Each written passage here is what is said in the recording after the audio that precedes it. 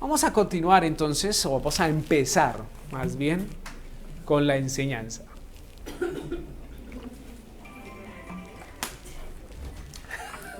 ¿Están apagando? Sí, están apagando. ¿Es sonido de apagar? Muy obedientes, amén.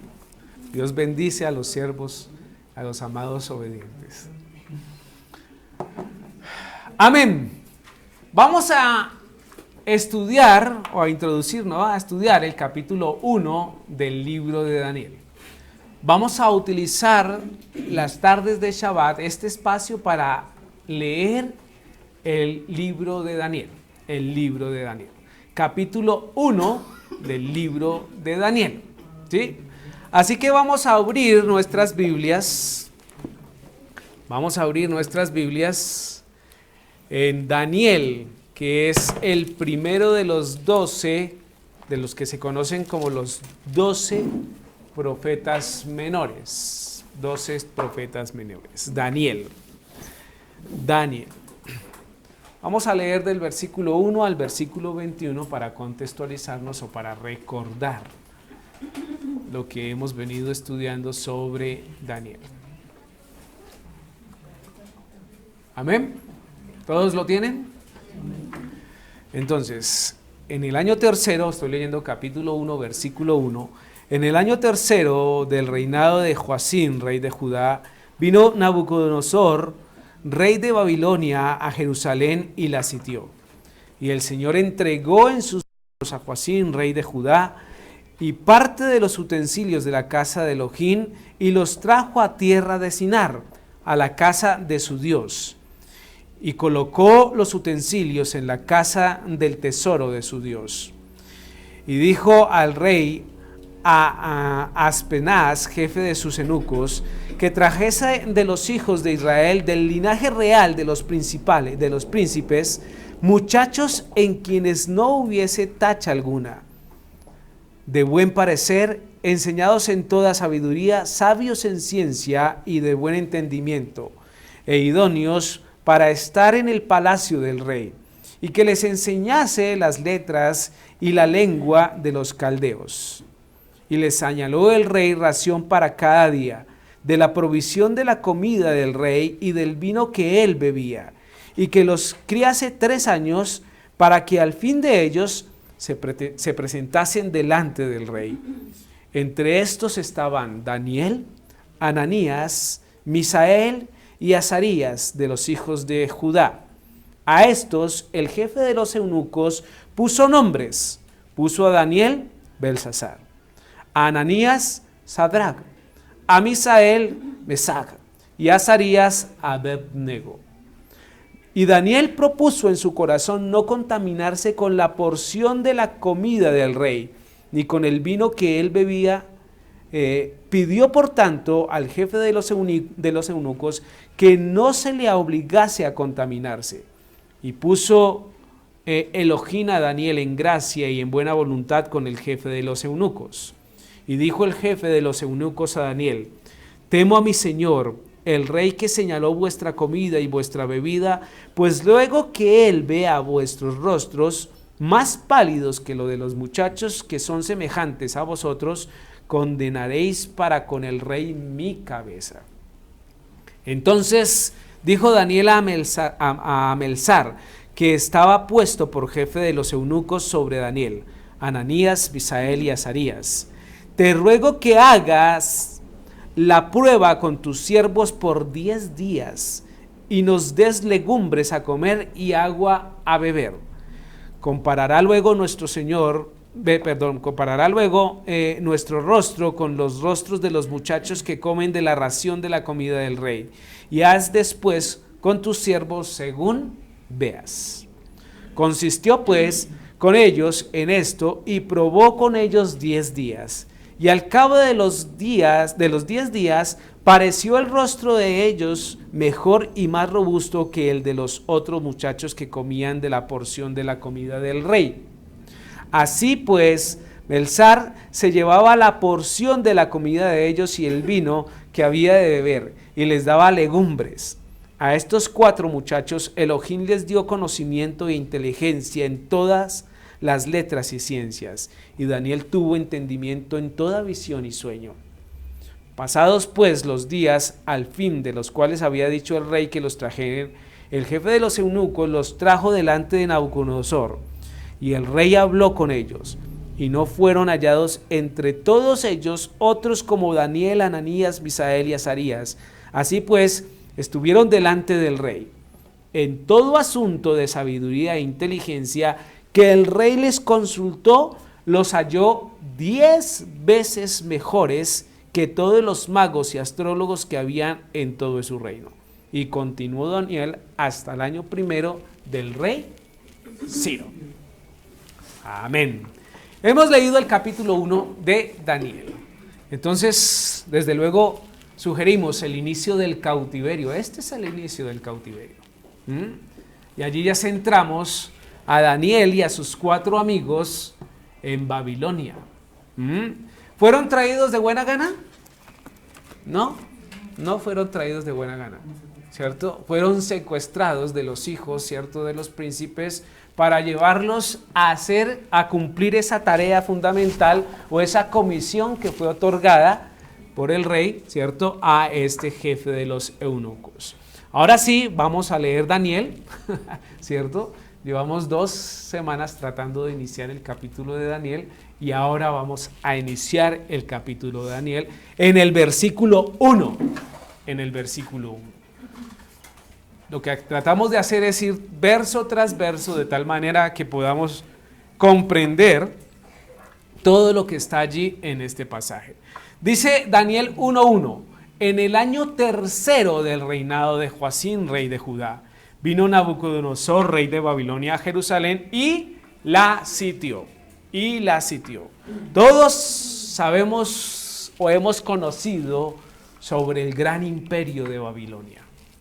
Todos también hemos sabido que fue un imperio florecente, ¿cierto? Y que también tuvo una de las grandes manifestaciones, los jardines, ¿cierto?, de Babilonia eran una de las 7 maravillas, ¿cierto?, del mundo. Entonces era un imperio y mostraba el poderío a través de cosas como esas.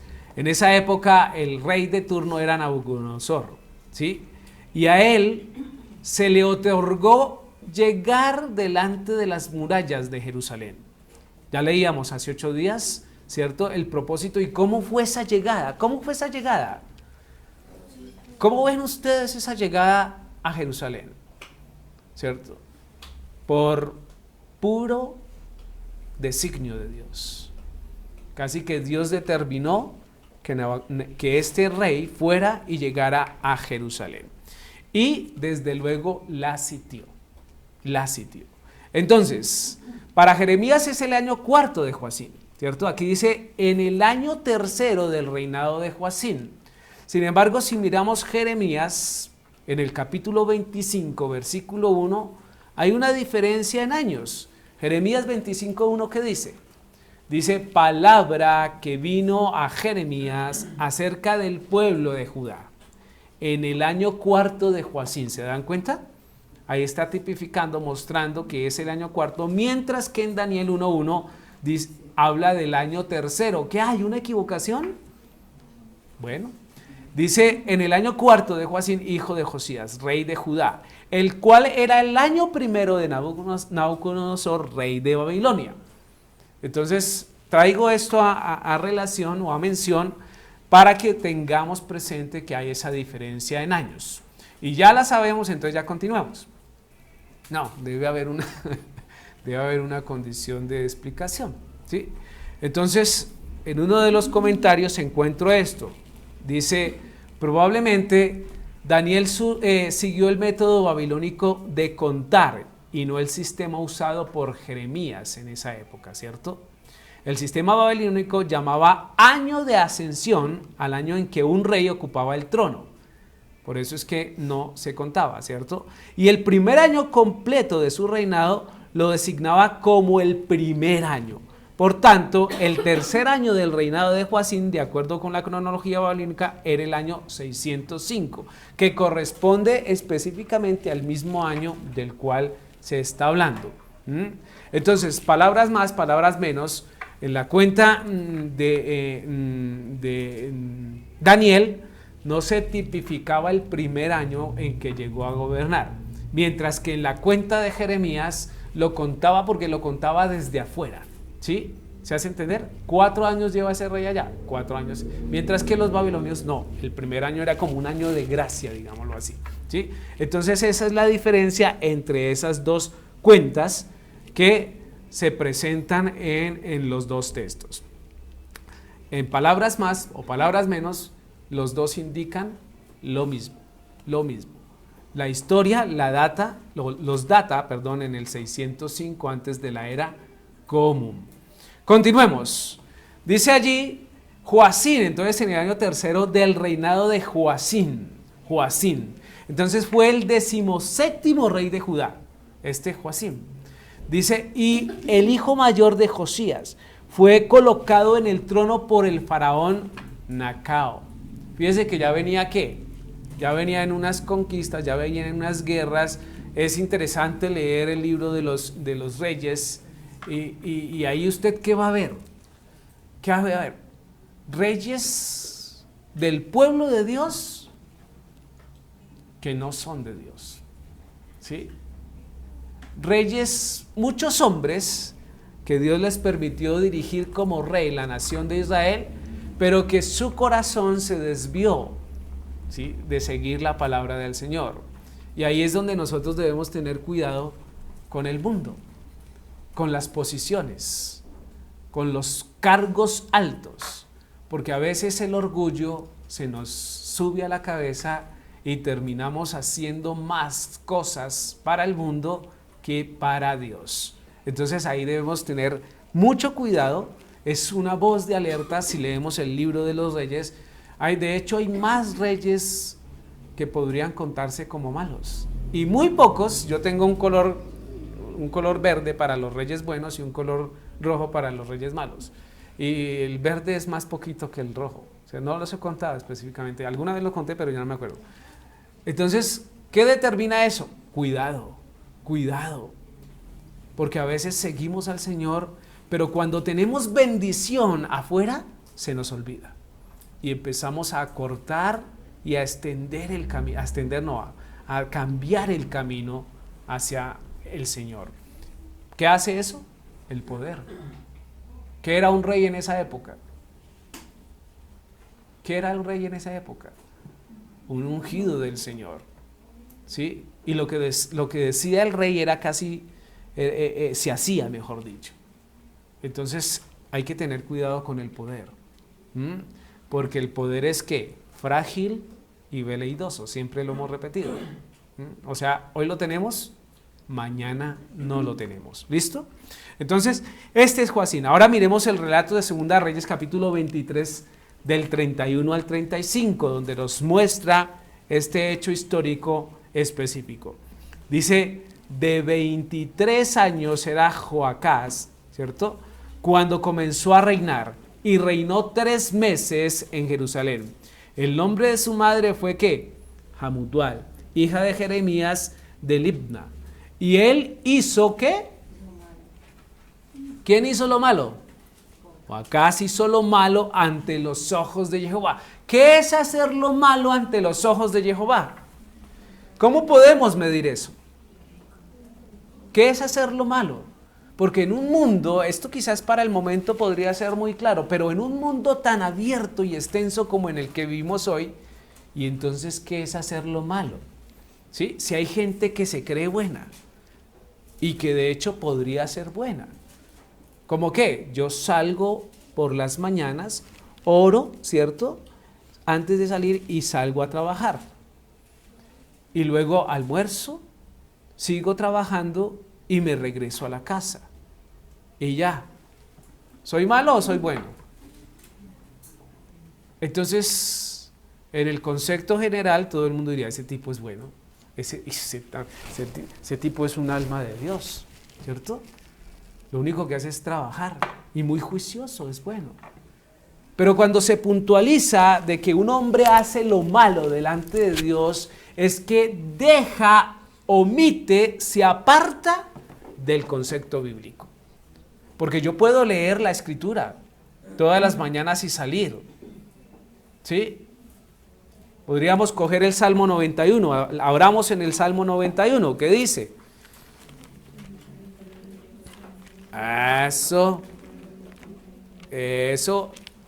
Entonces leamos los primeros versículos.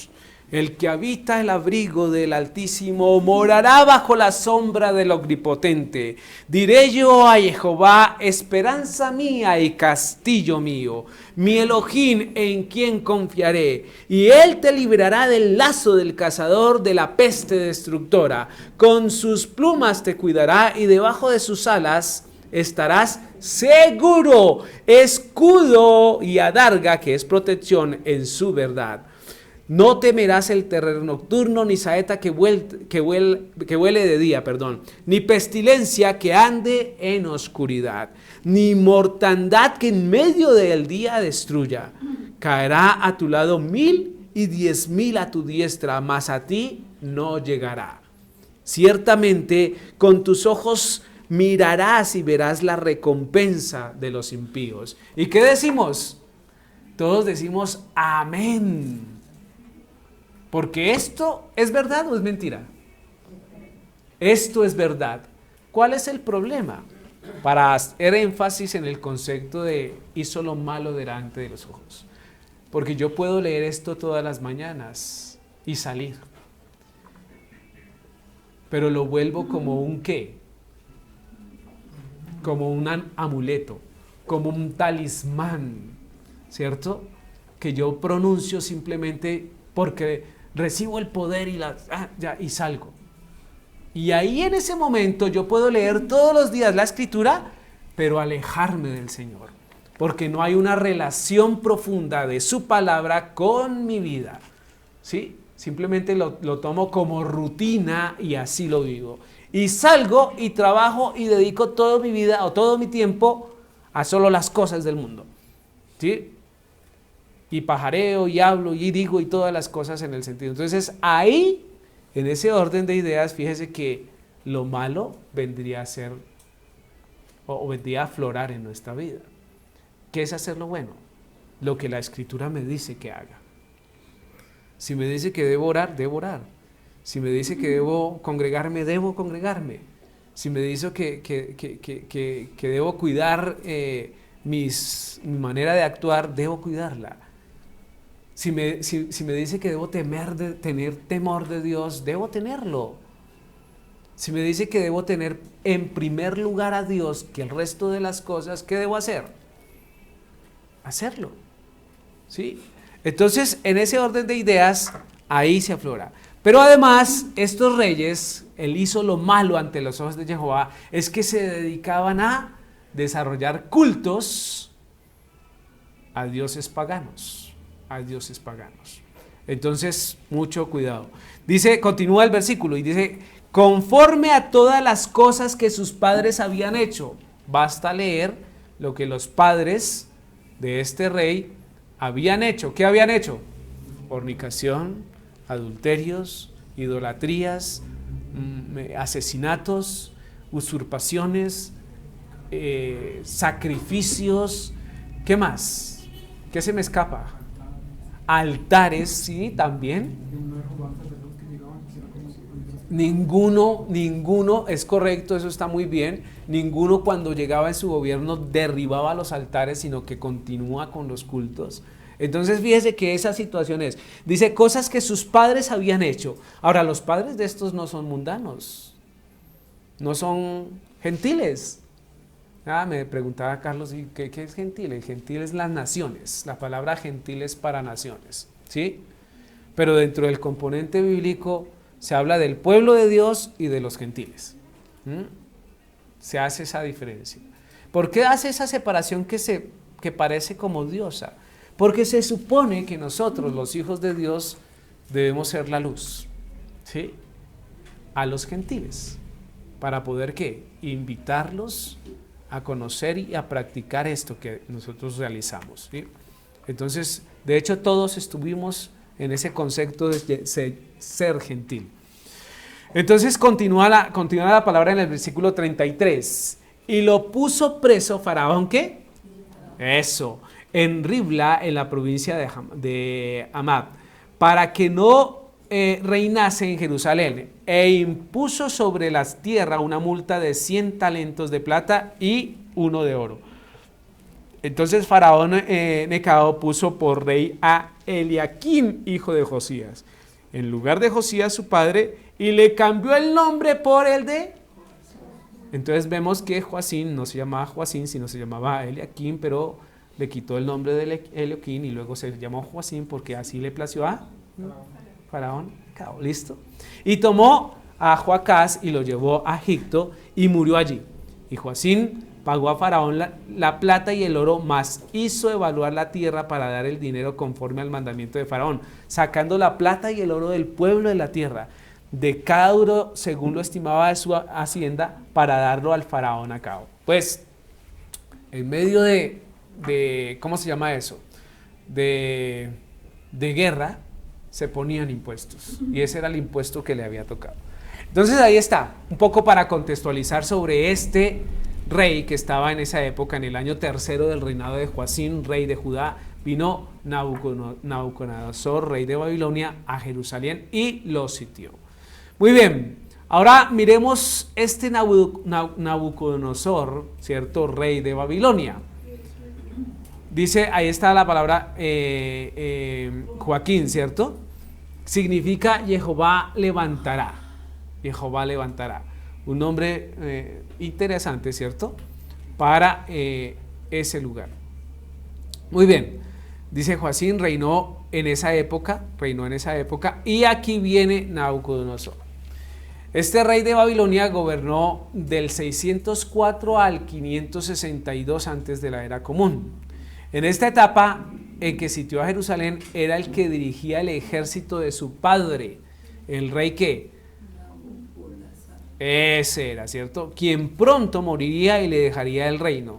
Dice, el título del rey de Babilonia, que aquí se le da, anticipa dicha sucesión al reino. Por eso, acuérdense cuando el hijo del rey de Nabucodonosor tomó el trono, se decía que era que, ¿sí? Sería el tercer rey, bueno, tercer hombre en gobernar. Entonces, en esa época, ¿qué sucedía? Que estaba el padre y él, como dirigente del ejército, estaba desarrollando esa campaña bélica, si se quiere. Y llegó y sitió a Babilonia. Sitiar implica esto. Sí. Dice del Hebreo 66:96, atiborrar, confinar. En muchas aplicaciones, literalmente y figurativamente, de manera hostil, ¿cierto? Pero cuando está sitiado un lugar, lo que hace es afligir ese lugar. Tiene una connotación de ser atado. ¿Por qué? Porque no hay posibilidad de salir de la ciudad sitiada. ¿Sí? Desarrolla un componente de combatir, guardar, guarnecer, molestar, reducir, rodear, sitiar, sitio, sublevar y vaciar. Esas son las definiciones de la palabra sitiar, para dejar absolutamente claro el propósito y lo que es la intención del rey de Babilonia. ¿Qué era qué? Tomar la ciudad. Nada que hacer. ¿Sí? Muy bien. Continuemos entonces. Dice, nada se escapa de las manos del Señor. Él no está sujeto a las leyes de los hombres o a gobernantes o a gobernadores. ¿Por qué decimos eso? ¿Sí? Porque el Señor lo que está emitiendo es un juicio. ¿Un juicio contra quién? Un juicio contra Judá, contra Jerusalén. Y ya vimos que el motivo de ese juicio es la desobediencia, ¿cierto? El pecado del pueblo al extremo,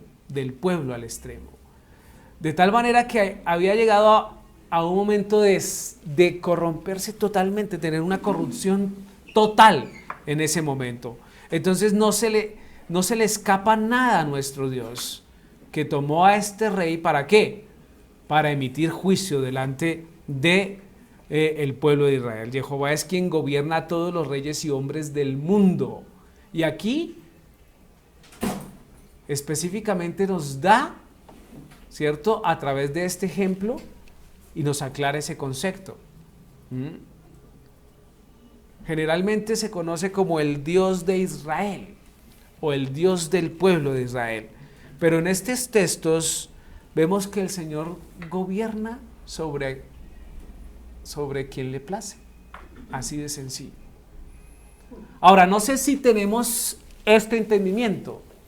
Un hombre poderoso que gobernaba un imperio poderoso, y Dios le está llevando a cumplir, ¿cierto?, su palabra. ¿Por qué lo resaltamos? Porque a veces nosotros creemos que nuestros jefes, que nuestros presidentes, o que todas las personas que de alguna manera están en eminencia son más que Dios, y nos da miedo hablar, ¿sí? Y nos da miedo decir cualquier cosa. Si el rey del mundo le dice, no, usted no siga a Dios, o lo hecho, ¿cuál sería su respuesta? ¿Cuál sería?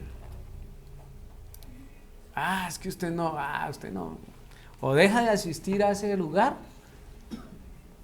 o se le acaba el tiempo en la empresa. ¿Qué haría usted? ¿Qué podría hacer usted?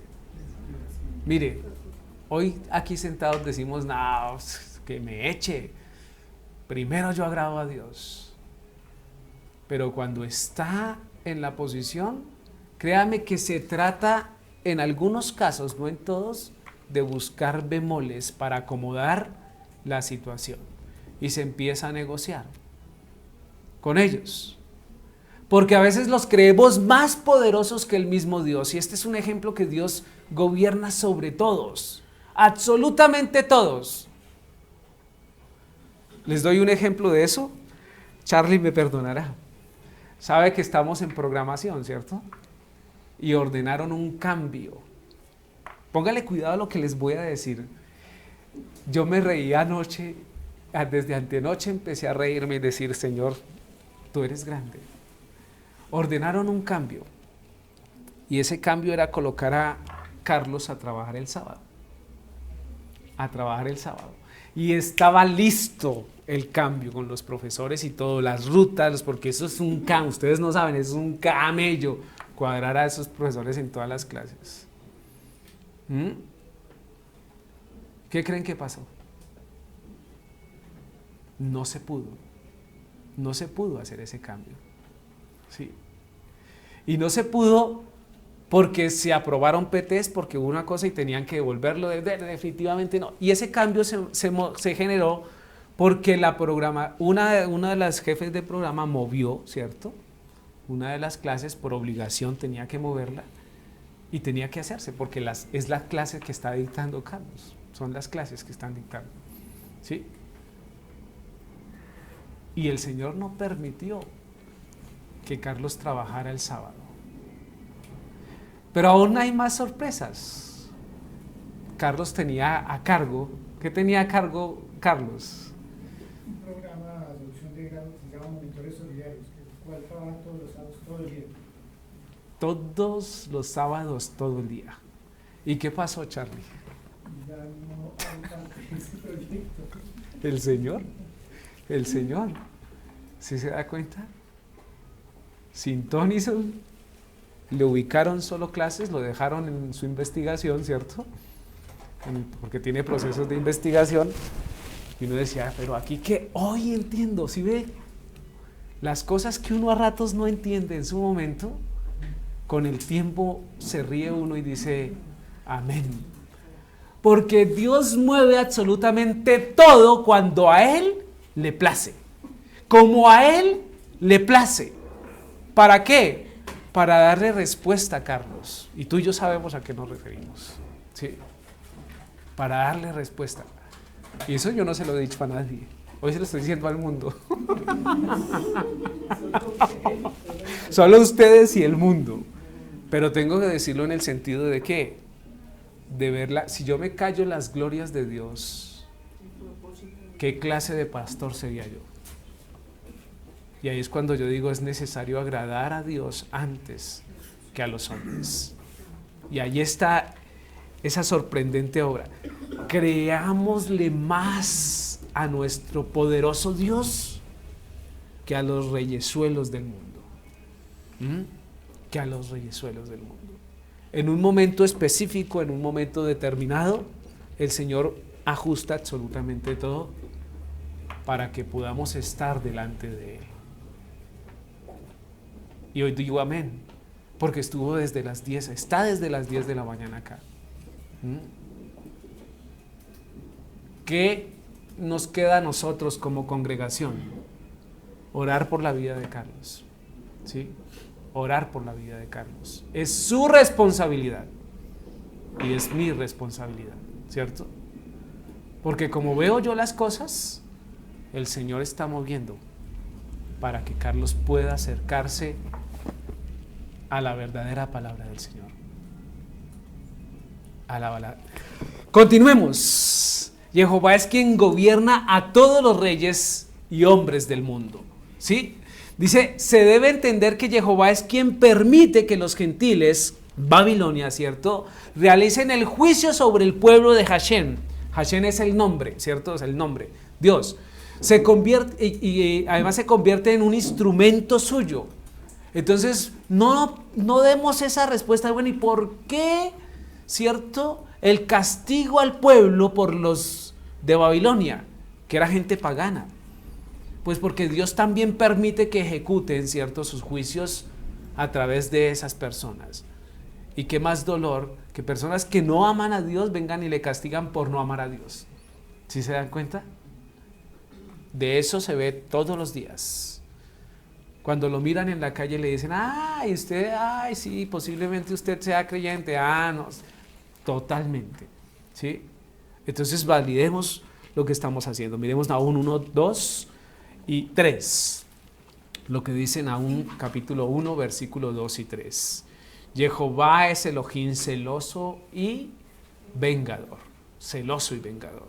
Jehová es vengador y lleno de indignación. Se venga de sus adversarios y guarda enojo para sus enemigos. Jehová es tardo para la ira y grande en poder, y no tendrá por inocente al culpable. Jehová marcha en la tempestad y el torbellino, y las nubes son el polvo de sus pies. Fíjense que estos versos siempre se descontextualizan, ¿no? Generalmente lo que le dicen a uno es, el Señor es tardo para la ira. Y ahí se quedan. Toman solo el pedacito, el Señor es tardo para la ira y grande en poder y misericordia. ¿Sí? Y ahí se quedan. Pero nosotros leemos el contexto. Y el contexto nos está hablando de lo que demanda Dios de los hombres. Dice que Jehová es Elohim celoso. Celoso. ¿Celoso de qué? ¿Celoso de qué? ¿Cómo es el celo de Dios? Si ya hemos hablado que los celos son malos. ¿Cómo el celo del hombre o los celos del hombre son malos cuando el celo de Dios es bueno? ¿Quién explica eso? ¿Cómo se explica eso?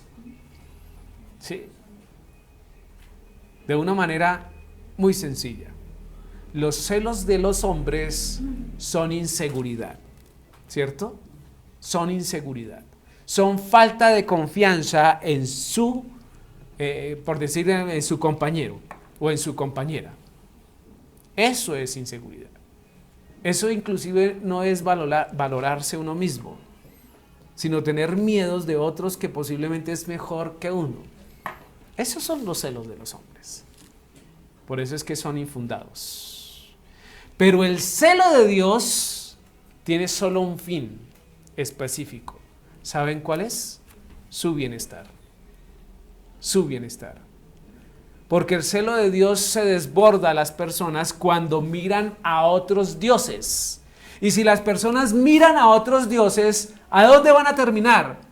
Si su Dios es el Dios internet, ¿en dónde va a terminar su vida? Consumido en cualquier situación de internet, digámoslo así. Si su Dios es el licor, ¿a dónde va a terminar? Si su Dios es la pornografía, ¿a dónde va a terminar? Entonces ahí el celo de Dios se propone como bueno, en el sentido de que Él quiere que le sigan a Él, porque Él quiere que usted y yo estemos bien. No encuentro en ningún momento de la palabra algo que vaya en contra del hombre. Todo lo que Dios dice para el hombre es bueno, para mí. Y lo interesante es que Él lo ordena. ¿Se dan cuenta de la diferencia? Entonces ahí está. Jehová es Dios celoso y vengador, además de eso. Y aquí tiene que ver, aquí lo que estaba enfatizando es en que llama a cuentas a las personas. Jehová es vengador y lleno de indignación. Se venga de sus adversarios. Luego, ¿cuántos tiene?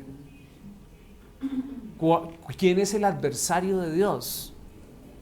Todo el mundo diría Hasatán. Así se le dice a Satanás. Hasatán. No. Cualquier persona que vaya en contra de la palabra de Dios, cualquier persona que no haga o esté por fuera del decreto de Dios, se convierte en adversario de Dios. Porque eso lo coloca en la fila de ser desobediente. Desobediente, ¿cierto? Entonces, mucho ojo.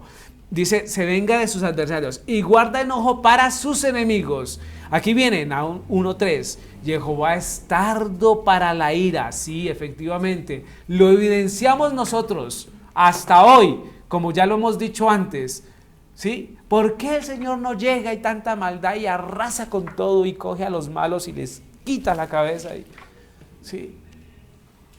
Les da de abofetadas en la boca por mentirosos. ¿Qué está esperando el Señor? Probablemente si viene ya, a los primeros que coge a bofetadas, sea a nosotros. Quizás. Entonces ahí se ve la misericordia, ¿cierto? Dice tardo para la ira, por eso porque la ira del Señor, ¿dónde se dará? En el trono, ¿no? En el juicio de Dios. Y ese juicio no va a ser fácil. ¿Qué va a pasar en ese juicio? Van a decirle literal así: Rubén, usted hizo esto y dejó de hacer esto. ¿Sí? Y sobre eso se emite. ¿Cuál es el decreto en el cual se juzga? Es un estrado. En los estrados se utilizan las leyes y nadie puede ser juzgado sin una ley o la aplicación de una ley. Por eso es que el juicio del Señor va a tratar sobre esto. Tú hiciste esto, tú no hiciste esto. Meditaste sobre esto y no meditaste sobre esto.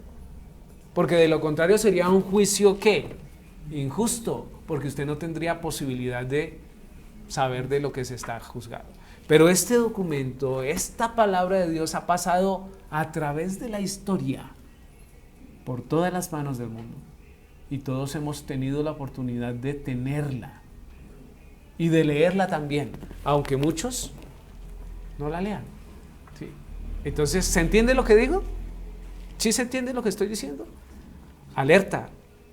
Ahí es donde vamos a mirar y vamos a buscar esa justificación delante de Dios. Dice, Jehová es tardo para la ira y grande en poder, y no tendrá por inocente al culpable. ¿Qué propone? Un juicio justo. No en iguales condiciones. Es un juicio de equidad. Y cuando hablamos de equidad, hablamos de que a cada cual se le va a dar lo que corresponde o lo que le corresponde. No de igualdad. De igualdad es que yo cojo a estos que se están durmiendo contra estos que no se duermen, ¿cierto? Y los igualo, ¿sí? O a estos que se duermen contra estos que no se duermen y los igualo, y a todos los trato igual. No. Porque tenemos responsabilidad, ¿cierto? Delante del Señor. Entonces a cada cual, de manera particular, yo incluido, el Señor emitirá juicio con ellos. Entonces Jehová es tardo para la ira y grande en poder, y no tendrá por inocente al culpable. Jehová marcha en la tempestad y en torbellino, y las nubes son el polvo de sus pies. Esa última parte, ¿qué es lo que demuestra del Señor? Su poder. Su poder. Imagínense, si puede imaginarse eso, aunque no debemos imaginarnos, ¿sí? Pero mire la fuerza de las palabras que están allí, para que podamos comprender ese sentido. Versículo 2, Daniel capítulo 1, versículo 2. Ya vamos adelantando.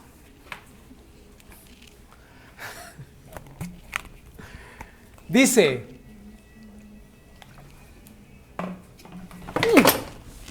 ¡ay! El cable. Y el agua.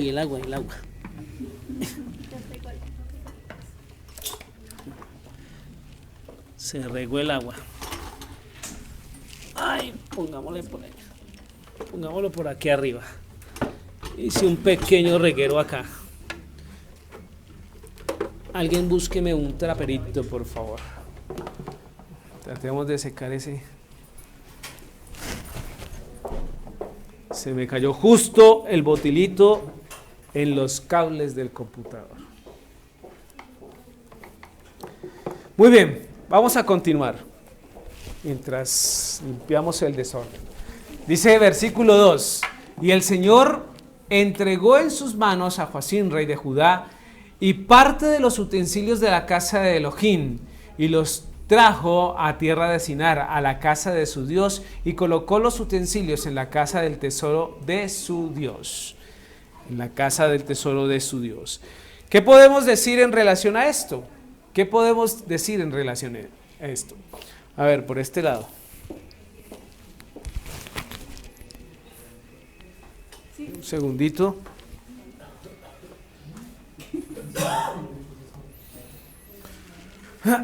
Muy bien. Decimos, entonces Judá fue entregado en las manos del rey de Nabucodonosor. Ya lo hemos dicho, lo hemos mirado. Y parte, oído, coloco en mayúscula, parte de los utensilios del templo. ¿Nos habíamos dado cuenta de eso? Solo parte de los utensilios del templo, de la casa del Señor, se los llevó, ¿sí? Y los colocó delante de su Dios. Entonces, ¿qué podemos decir? La menorá delante de su Dios. El altar, ¿sí? Delante de su Dios. ¿Cómo creen que podría decir eso? No habla de esos elementos. Habla más bien, y lo sabemos por el estudio de Esdras, ¿cierto? Que lo que se llevó en esa época fue más bien los utensilios de servicio de ofrendas, por ejemplo, las copas, los tenedores, los platos, bandejas y todo eso lo cogió, que era de oro, plata y todo, y se lo llevó. Pero mire lo que decimos, se dice que Jeremías y Josías guardaron algunas cosas del templo, al saber que venía en ese momento la guerra, ¿cierto? Venían momentos de guerra. Entre ellos se guardó ¿qué? El tabernáculo, se guardó el arca, la menorá y todas esas utensilios especiales que se encontraban, digamos, en el lugar santísimo, ¿sí? Entonces, por eso dice el versículo 2, claro, dice parte de los utensilios de la casa del Señor, no todos. Eso es lo que se dice, y yo repito lo que dicen, ¿cierto? A veces lo que se dice no es de acuerdo, pero en este caso sí comparto esta parte. Recordemos que cuando el rey Ezequías se enfermó, Jeremías le advirtió sobre la cautividad de Judá a manos de Babilonia, ¿sí? Entonces eso le permitió tomar algunas, ¿cómo se dice? Algunas medidas, ¿sí? Para guardar esos utensilios. Como todavía hay quienes dicen que el arca está en manos de los judíos, ¿sí? Sabemos que ya se destruyó nuevamente el templo, ¿sí? En el año 70. Ya vimos también eso, ¿se acuerdan? En el año 70 se destruyó el templo. Pero dicen que el arca no fue nunca llevada por Roma. Posiblemente la menorá sí, pero el arca no. ¿Qué pasó entonces? Dicen, de fuentes, dicen que el arca se sacó por el mismo lugar donde se sacó esta vez. Era por unos túneles, ¿cierto? Que estaban unos pasajes secretos que el rey Ezequías hizo en su época, ¿sí? Ahora, si es verdad, no lo sabemos, ¿sí? Pero pues ahí está el dato que podemos seguir investigando. Entonces dice, y los trajo a tierra de Sinar. ¿Qué componente encontramos en Sinar? Es el antiguo nombre de Babilonia. La tierra de Sinar es el antiguo nombre de Babilonia. Y ahí podemos recordar Génesis capítulo 11. Vamos a ir a Génesis capítulo 11. Génesis capítulo 11. ¿Qué se relata? Génesis capítulo 11. Correcto. Y mire desde dónde viene este gran imperio, ¿no? Génesis capítulo 11. Ay, gracias, amor. Leamos los primeros 9 versículos que hablan de ese hecho histórico. Tenía entonces toda la tierra una sola lengua y unas mismas palabras. ¿Qué propone? Propone que en esa época solo existía un ¿qué? Un idioma. Todos hablábamos un mismo idioma, ¿cierto? Dice, y aconteció que cuando salieron de oriente y hallaron una llanura en la tierra de Sinar, y se establecieron allí, y se dijeron unos a otros, vamos, hagamos ladrillos y cosamos con fuego, y les sirvió el ladrillo en lugar de piedra y el asfalto en lugar de mezcla, y dijeron, vamos, edifiquemos una ciudad y una torre, cuya cúspide llegue al cielo, y hagamos un nombre por si fuéramos esparcidos sobre la faz de la tierra. Y descendió Jehová para ver la ciudad y la torre que edificaban los hijos de los hombres. Y dijo Jehová, he aquí el pueblo es uno, y todos estos tienen un solo lenguaje, y han comenzado la obra, y nada les hará desistir ahora de lo que han empezado a hacer, de lo que han pensado hacer. Ahora pues descendamos y confundamos allí su lengua, para que ninguno entienda el habla de su compañero. Así los esparció Jehová desde allí sobre la faz de toda la tierra, y dejaron de edificar la ciudad. Por esto fue llamado el nombre de ella, ¿cómo? Porque allí confundió Jehová el lenguaje de toda la tierra, y desde allí lo esparció sobre la faz de toda la tierra. Ahora, este es un relato interesante porque nos muestra la maldad y la inclinación de la maldad, más bien, del hombre, ¿sí? Ya estudiamos el capítulo 11 en Génesis, está grabado, ¿cierto? Pero podemos resaltar que la intención de construir una ciudad, ¿sí?, tenía un enfoque de ser los más grandes en el mundo, digámoslo así. Pero la ciudad no es tan importante como la torre. Porque ¿qué pretendía la torre? Fíjese que la torre dice, cuya cúspide llegue al cielo, al cielo. Entonces lo que se pretendía en esa torre de Babel era un lugar de adoración pagano. Un lugar de adoración pagano, ¿sí? Donde concentrar a todos los hombres para desviar, ¿cierto?, la atención espiritual de la humanidad existente. Y como todos hablaban un mismo lenguaje, pues le quedaba muy fácil. Eso es Babel. Y esos fueron los principios de Babilonia. Por eso es que de Babilonia, por eso en el Apocalipsis se menciona.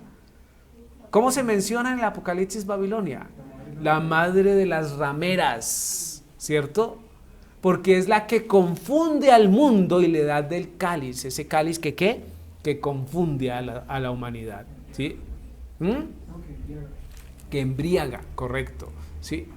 Entonces esa es la ciudad, ese es el imperio, ese es el rey que está viniendo y que se está acercando a Jerusalén. Entonces, la tierra de Sinar evoca específicamente ese lugar donde se había construido Babel. Dice, allí fue donde se construyó la torre de Babel, cuyo propósito era unificar el mundo conocido e ir en contra de Jehová. ¿A qué le suena eso? ¿A qué le suena eso? Es interesante, ¿no? Miremos. Ahí está el versículo 4. Y dijeron, vamos y edificamos una ciudad y una torre cuya cúspide llegue al cielo. Ese es el propósito fundamental, ¿cierto? Y hagamos un nombre por si fuéramos esparcidos sobre la faz de la tierra. Unidad, ¿cierto? Un nombre con que se conozcan e impacten en el desarrollo o a través de la tierra. Ahora la pregunta es, ¿por qué se apresuran a decir, oiga, hagámonos un nombre por si fuéramos esparcidos en la faz de la tierra? Porque tiene un componente de maldad. Sabían que lo que estaba haciendo no estaba bien, iba en contra de Dios. Y luego era muy posible que el Señor hiciera lo que hizo, ¿sí? Y entonces se idearon hasta las posibles situaciones para poder continuar con su ¿qué? Legado. Donde quiera que estemos, nos van a conocer.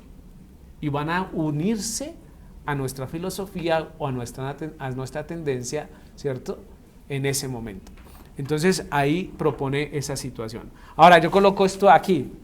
¿Se dan cuenta que la idea de un nuevo orden mundial no es tan nuevo? ¿Qué era lo que querían en esa época? Un nuevo orden mundial. Sí conocen sobre el nuevo orden mundial, ¿no? Hace unos años, bastantes años para acá se está hablando de ese orden nuevo mundial. O ese nuevo orden mundial. ¿Qué propone ese orden? Cosas geniales. Cosas impresionantes como estas. Vamos a quitar las fronteras del mundo. No va a haber fronteras del mundo. Porque las fronteras del mundo se tornan incómodas para los ciudadanos del mundo. Ya hablamos de ciudadanos del mundo. No hablamos de colombianos, no hablamos de peruanos, de venezolanos. No, ciudadanos del mundo. Entonces esas fronteras incomodan, pero incomodan en los aspectos más importantes como ¿cuáles? La economía. Cuando hay fronteras, hay limitaciones y talanqueras para que la economía fluya bien, ¿sí? Pero también hablamos de unificar ¿qué? Una sola moneda. Una sola moneda. Porque es que eso que yo tenga aquí un peso y que otro tenga un dólar y que el dólar de ese valga 3,000, ¿cómo está el dólar? No sé, 3,000 pesos. Oiga, eso no es equitativo, ¿sí? Eso no debería ser, deberíamos manejar una sola moneda. Con eso, si yo voy aquí al lado, pues compro con la misma condición y la misma situación. ¿Eso no es bueno? Todo el mundo dice, claro, es bueno. Pero además, en el término comercial, miren el impacto y ahí es donde va a tener éxito. Es que los que compran y venden tienen mayores garantías, ¿sí? Sabemos que el dólar solo se maneja en un país, pero está alrededor del mundo, ¿sí o no? Y casi siempre el dólar está por encima del margen normal. Ahora, quienes realizan compra y venta, es mejor que se haga en una sola moneda y no en una moneda extranjera. ¿Qué pasa si yo compro este computador en dólares y lo saco financiado? Pues posiblemente mañana suba el dólar y ¿qué pase? Termine pagando más. Si baja, de pronto igual sigo pagando más pesos, pero con algún tipo de beneficio. Entonces fíjese que la transacción económica impacta y es necesaria. Pero además, ¿qué habla del nuevo orden mundial? Una sola religión. Una sola religión. Y ahí es donde se van a tener un problema grandísimo. Desde hace tiempo se está moviendo ese sistema, ¿sí? ¿Qué sistema? Ya conocemos lo que es el ecumenismo. ¿Qué es? Reunión de iglesias, ¿cierto? De religiones. Ya sabemos lo que es el sincretismo, ¿qué es? Reunión de filosofías, de pensamientos religiosos, ¿sí? Y eso lo estaba abanderando ¿quién? La Iglesia Católica. Pero todo el mundo está apostándole a eso y le dice, genial, qué bueno que tengamos una sola religión. ¿Sí será tan genial?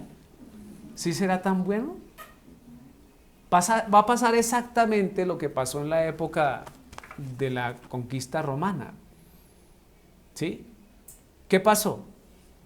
Llegaron los emperadores, cogieron los mundos conquistados, echaron en una vasija todo el concepto político, todo el concepto religioso, lo revolvieron, ¿sí? Hicieron un sincretismo ahí y lo soltaron. Entonces, de ahora en adelante nos vamos a reunir el domingo.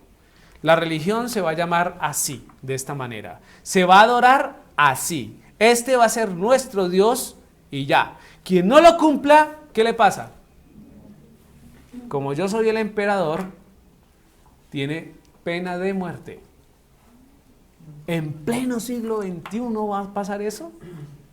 Nuevo orden mundial. Estudiemos sobre eso. ¿Sí? Pero fíjese que eso no es nuevo. Eso viene desde hace ya algunos tiempos. Porque qué tan bueno que es manejar unos solos. Y se van a manejar con 10 bloques políticos. Ya está todo montado, 10 bloques políticos. Esos 10 bloques políticos están en Apocalipsis. ¿Sí? Bueno, miraremos. Entonces, no es tan nuevo ese concepto de nuevo orden mundial. Génesis 11:9 dice, por esto fue llamado el nombre de ella Babel, porque allí confundió Jehová el lenguaje de toda la tierra, y desde allí, ¿qué? Los esparció sobre la faz de la tierra.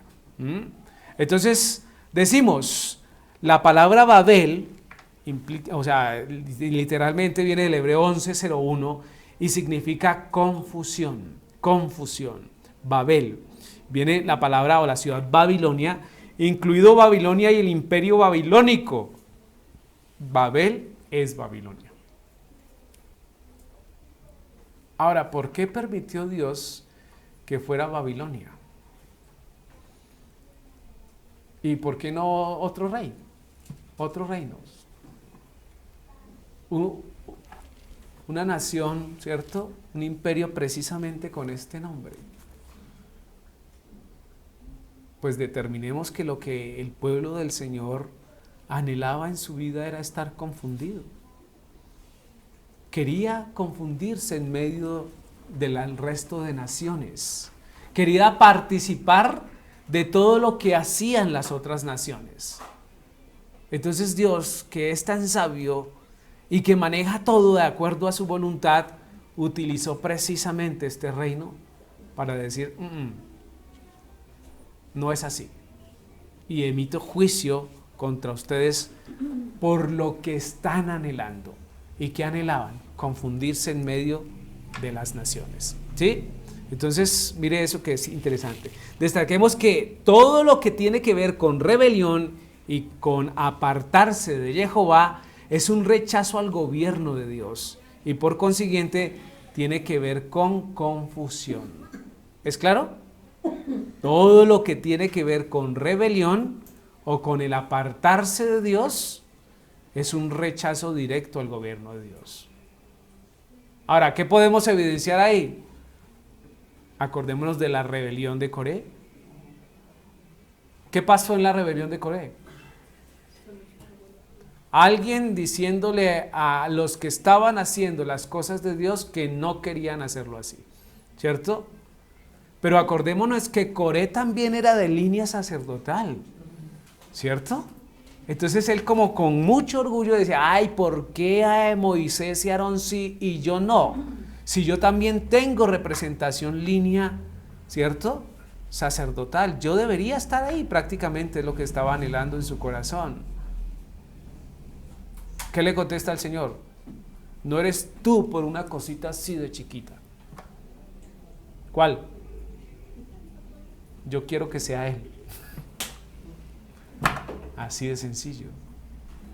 ¿Por qué Moisés no fue el sacerdote? sino Aarón y los hijos de Aarón. Supuestamente Moisés era el que llevaba la batuta, ¿no?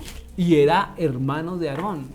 Pero no se le permite desarrollar cultos relacionados con templo o con altar.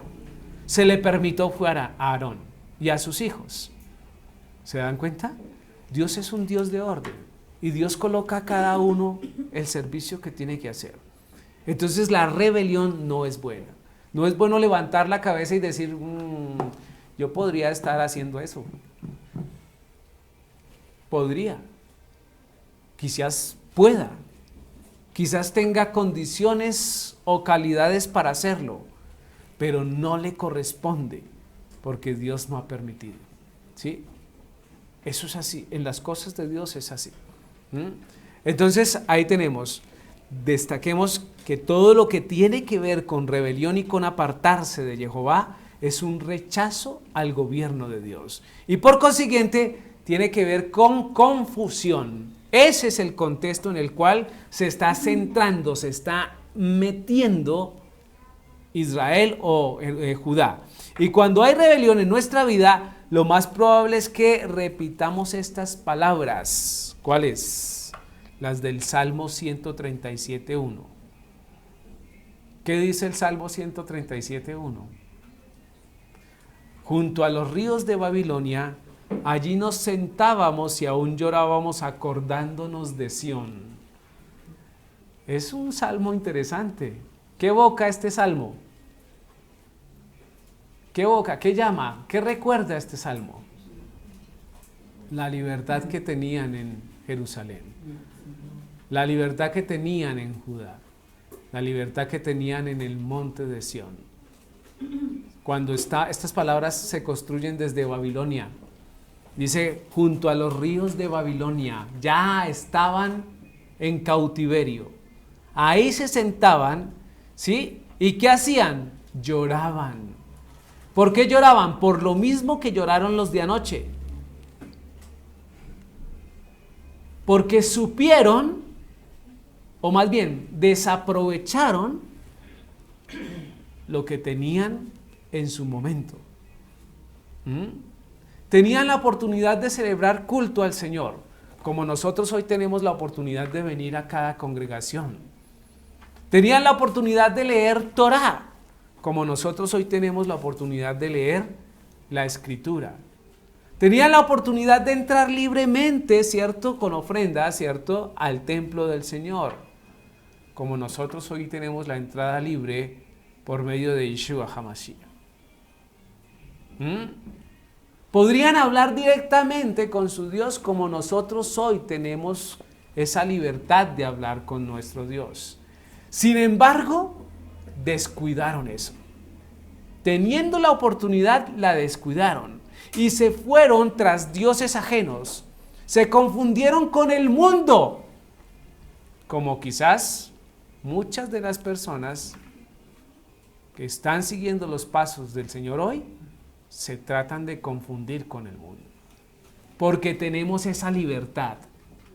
Pero cuando se nos quita, cuando somos rebeldes, ¿sí?, cuando existe rebelión en nuestra vida, lo más posible es que evoquemos estas palabras y lloremos y digamos, Señor, Dios nos guarde, ¿no? Pero, Señor, por lo menos antes teníamos ese garaje y esas sillas azules cómodas en las cuales nos sentábamos durante 3 horas a ser instruidos por la palabra del Señor. Pero hoy podemos decidir.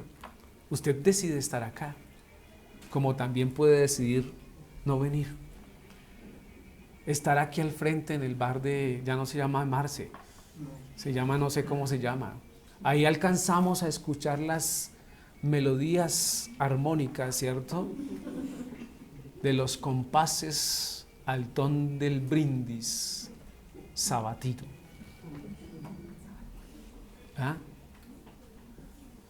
¿Y muchas personas anhelarían estar allá? No. No los que están acá, porque ya ustedes están acá, ¿cierto? Pero sería triste que teniendo la posibilidad de escoger, haga de cuenta que usted se para en la mitad, no vienen carros, en la mitad de la calle.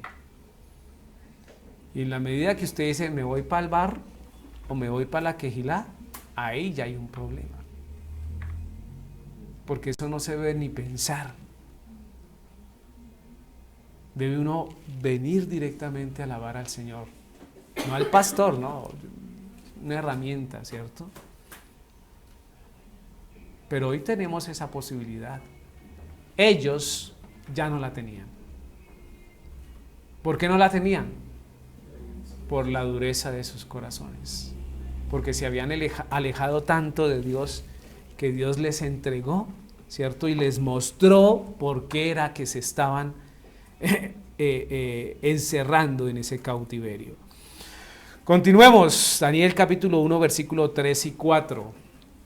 Y dijo el rey a Aspenaz, jefe de sus eunucos, que trajesen de los hijos de Israel, del linaje del real de los príncipes, muchachos en quienes no hubiese tacha alguna, de buen parecer, enseñados en toda sabiduría, sabios en ciencia y en buen entendimiento, e idóneos para estar en el palacio del rey, y que les enseñasen las letras y la lengua de los caldeos.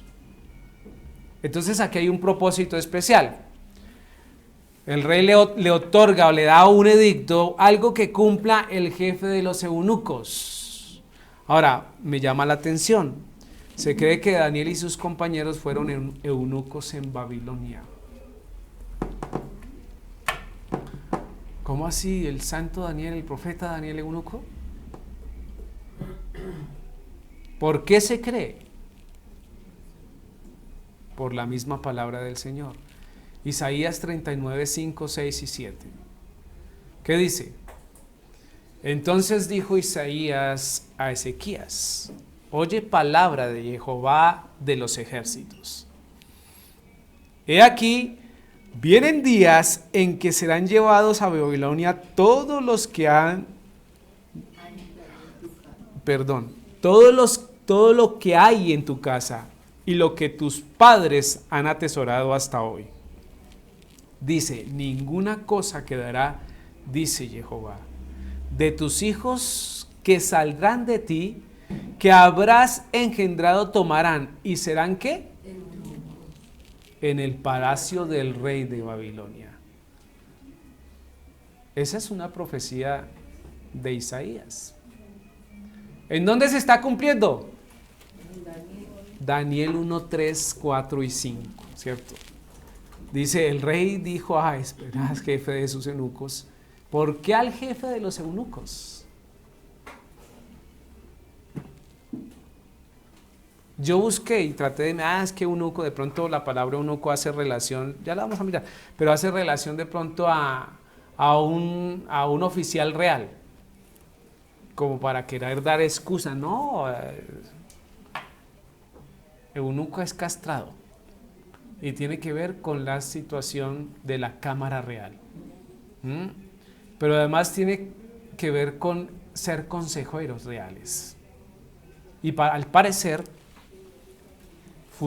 funcionaban de esa manera, tenían actividades de ser consejeros, ¿sí? Y ahí había una gran cantidad de personas, sabios, pero también habían ¿qué? Magos, astrólogos, astrónomos, todos los astros, ¿cierto? Porque eso es lo que hacía un rey, se asesoraba de todas las personas que le pudieran servir. Entonces muestra realmente que sí, del linaje real de los príncipes fueron a escoger muchachos quienes. ¿Por qué muchachos del linaje? ¿Por qué de los príncipes? Porque la formación de los príncipes no era la misma que la formación del vulgo o de toda la gente, si se quiere, de estrato bajo. Ellos tenían cierta formación de cultura, de sabiduría, de leyes, de letras, y más los judíos. Entonces por eso es puntual y dice, tráiganlos de allá. La parte buena es que Daniel posiblemente era de linaje real, ¿cierto? Sacerdotal, de príncipes. Pues de la casa de Judá, ¿no? De la casa de Judá. Entonces, mire lo que dice. Dice, estos jóvenes tenían que tener unas características específicas. ¿Cuáles? Ahí están. Mire, hablaba de no tener tacha alguna. Eso quiere decir sin defectos, ¿sí? Inclusive su aspecto físico. Hermositos, si se quieren. ¿Se entiende? La palabra para tacha es del hebreo 3971, usualmente como si fuera participio positivamente de una raíz que ya no se usa, y probablemente significa esto: manchar, defecto, o sea, que no tuvieran ningún defecto. En el componente físico o moralmente, o sea, no solamente en lo físico, sino en la manera como se comportan. Muchachos bien puestos, educados. Defecto, falta, lesión, mancha, tacha. Sin tacha alguna eran la especificación que se estaba otorgando.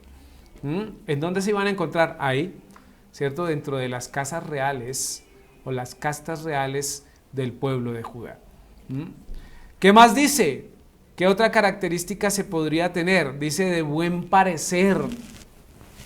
Eso es agradables a la vista, ¿cierto? Quiere decir un buen físico. ¿Qué pasaba con los feos?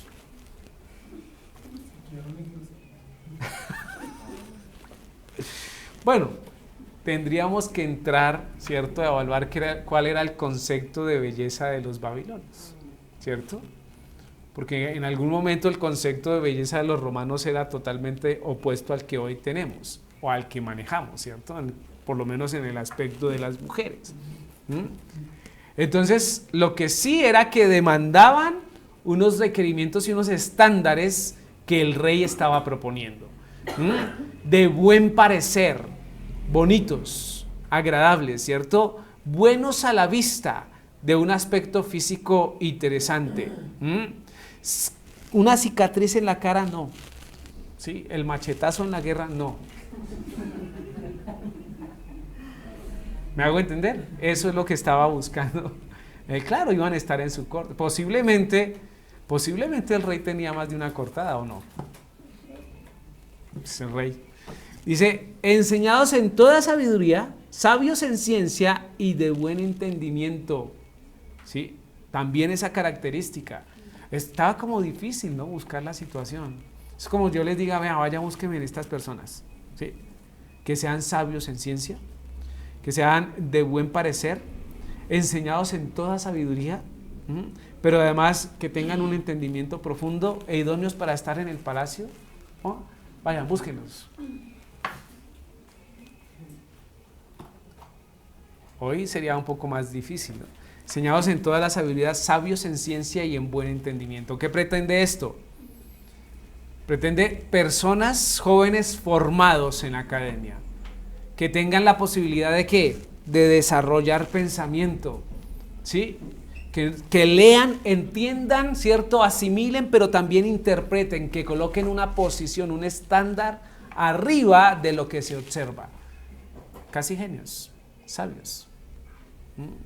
Eso es lo que está buscando. Dice, esto tiene que ver con la posibilidad de reflexionar sobre las cosas. Es decir, que ellos se acerquen y dicen, ¿por qué esa luz sale así? Que mediten sobre las cosas. Dice que no hubiesen construido sus pensamientos solo en ¿qué? En validaciones de otras sin probarlas.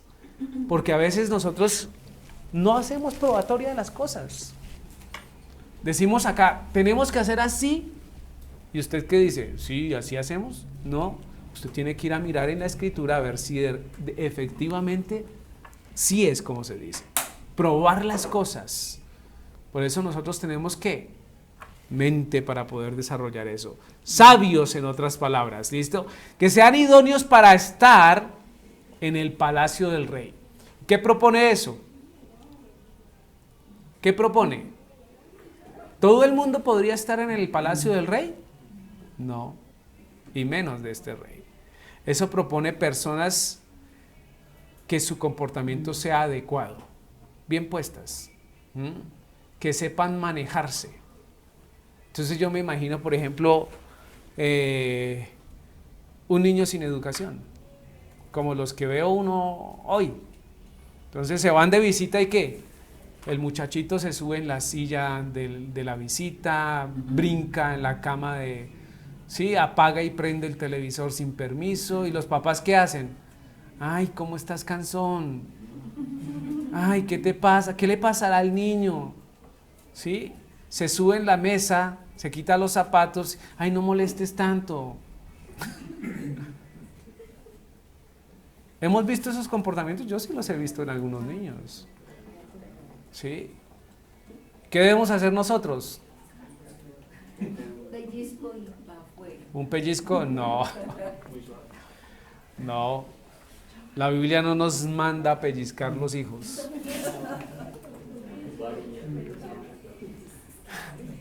¿A qué nos manda la Escritura? ¿Un palo? Venga, pero no así. Una vara. Par nalgazo, ¿cierto? Porque estamos formando, si no siente corrección, ¿cierto? Pero hoy, esos niños en los cuales no hay tranca, no hay talanquera, ¿qué creen que van a hacer después? Van a ser unos abusivos con todo el mundo. No van a respetar a nadie. Van a pasar por encima de todo el mundo. Construyen un buen sentimiento de amor con ellos, pero destruyen la sociedad. ¿Se entiende lo que estoy diciendo? Hay que educar al niño, ¿cierto? Hay que educar al niño. Entonces, esto lo sabía Nabucodonosor. Es que de acuerdo a Deuteronomio 4, 5 y 6 dice: mira, yo os he enseñado estatutos y decretos como Adonai mi Elohim me mandó, para que hagáis así en medio de la tierra en la cual entráis para tomar posesión de ella. Sí. Y continúa: guardarlos pues y ponerlos por obra, porque esa es vuestra sabiduría y vuestra inteligencia ante los ojos de los pueblos, los cuales oirán todos estos estatutos y dirán: ciertamente pueblo sabio y entendido, nación grande es esta. Adicionalmente, ellos van como tal, pues dirigidos a como que son para un rey, y pues la palabra dice que nosotros somos un reinado de sacerdotes, un rey de sacerdotes. Entonces esa sabiduría no sería más bien sabiduría que proviene de la Torah, más que sabiduría del mundo. Y pues como se supone que la Torah tiene conocimiento absoluto y tiene pues la ley, prácticamente la ley de todo. Tiene que ser, pero al rey de Babilonia no le importa, no le interesa. Los estándares que él está pidiendo son para encontrar sabios en medio de su imperio, ¿cierto?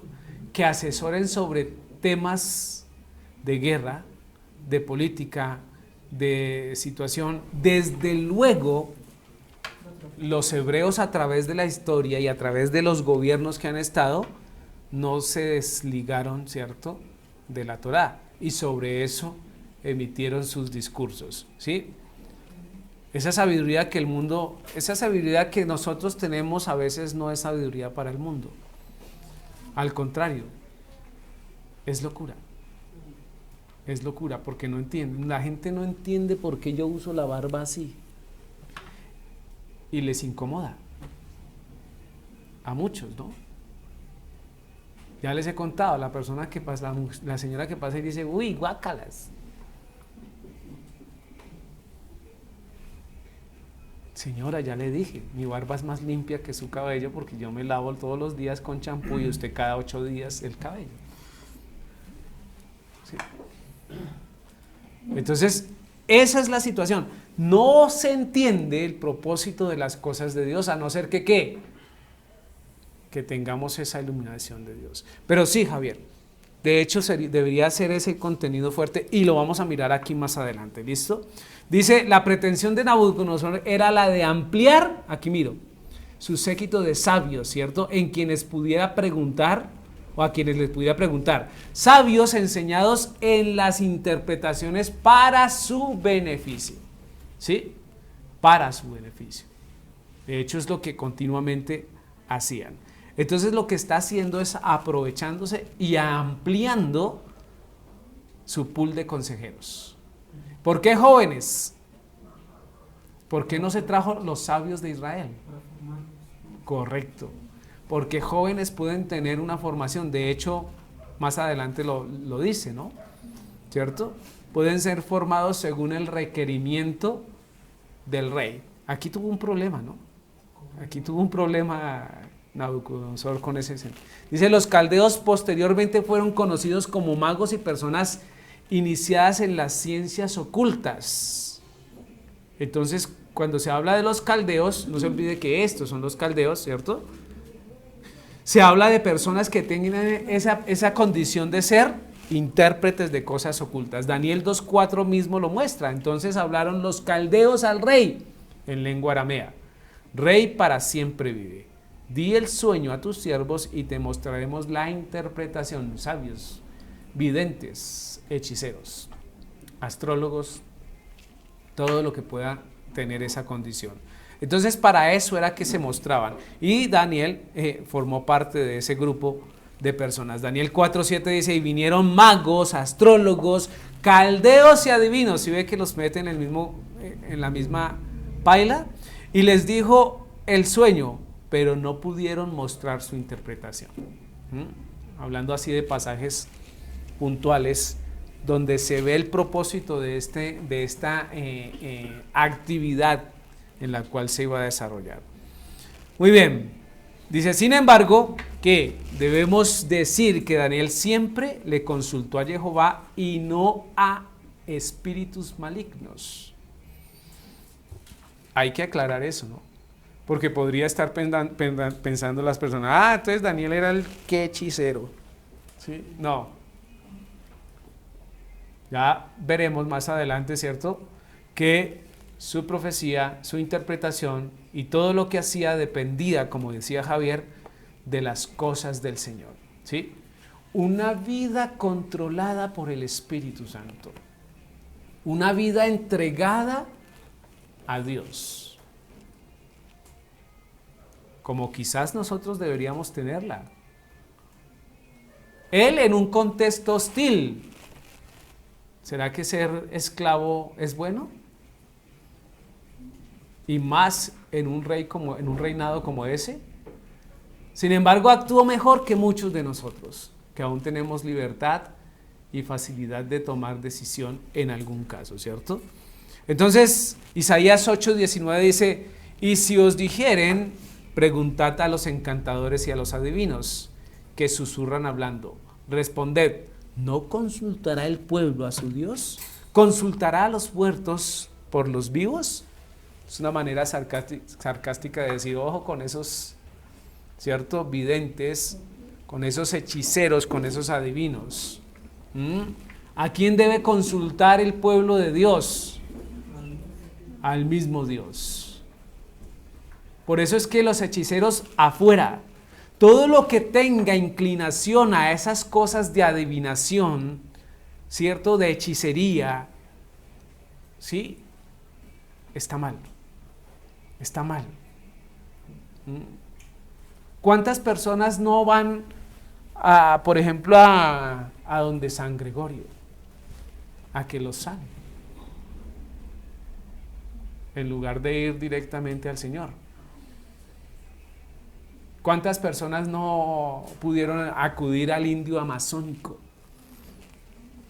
o al hermano Salomón? O bueno, yo qué voy a saber a qué cantidad de personas. ¿Sí? ¿Se da cuenta? Porque siempre queremos, la expectativa de las personas es querer saber sobre su futuro. ¿Qué me va a pasar mañana? Entonces, en la medida en que le digan, ay, sí, yo veo que va a ser bendecido, va a tener un trabajo próspero y lleno de dinero, ¿qué dice? ¿Cuánto vale? Si es 500,000 pesos, tómelos. Tómese un vaso de agua en ayunas con un limón, no sé qué. ¿Yo qué voy a saber? Ojo lo que estamos diciendo y lo que vamos a hacer. ¿Sí? Dice aquí claramente, preguntad a los encantadores y a los adivinos que susurran hablando, Responded, ¿no consultará el pueblo a su Dios? Es lo que debemos hacer, consultar a nuestro Dios. ¿Consultará a los muertos por los vivos? Ojo, porque también está el concepto de consultar a los muertos, ¿no? Continuemos, versículo 5. Y les señaló el rey ración para cada día, de la provisión de la comida del rey y del vino que él bebía, y que los criase 3 años, para que al fin de ellos se presentasen delante del rey. Entonces, ¿qué decimos acá? Muy bien, decimos, es costumbre de los reyes de Oriente a agasajar, ¿cierto?, con comida a sus mesas, a muchos partidarios y cautivos reales. Entonces era un halago, ¿cierto?, de supremamente buena condición, el que el rey les otorgara su comida para que fueran ellos alimentados.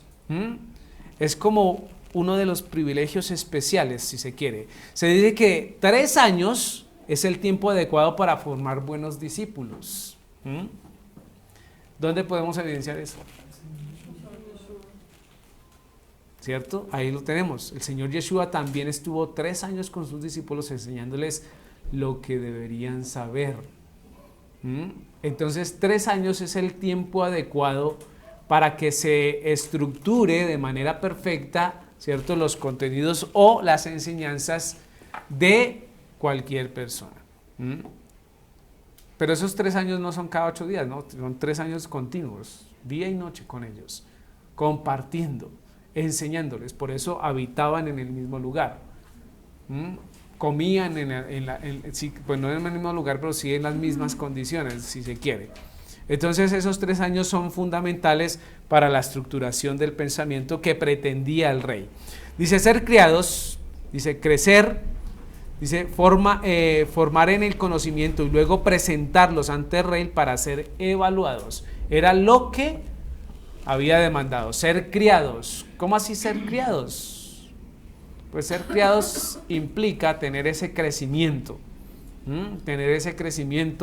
tanto en altura como en sabiduría. Dice formar el conocimiento y luego llevarlos ante el rey. Era la tarea de este personaje, ¿cierto?, en este momento. Miremos el versículo 6 y 7.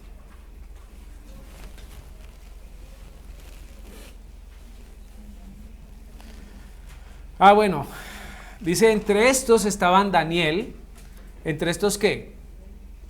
Entre los que traían, ¿cierto? Entre los muchachos estaba Daniel, estaba Ananías, Misael, Azarías, de los hijos de Judá, o sea, príncipes de la casa de Judá. A estos el jefe de los eunucos puso nombres. Puso a Daniel Belsasar, a Azarías, a Ananías, Sadrac, a Misael y a Azarías, Abednego. Entonces conocemos ya los nombres, ¿cierto? Las definiciones de estos nombres. Daniel implica juez de Dios. Viene del hebreo 18:40, juez de Dios. Es el nombre que recibe Daniel, es un nombre hebreo. Para el caso de Ananías, ¿cierto? Hananías dice, ya ha favorecido, o sea, el Señor ha favorecido. Nombre de 3 israelitas, Ananías. ¿Qué podemos decir entonces de Misael? Dice, ¿quién es lo que Dios es? Nombre de 3 israelitas, y ahí hace esa relación. En últimas, lo que propone es lo que Dios determina, ¿cierto? Muy bien.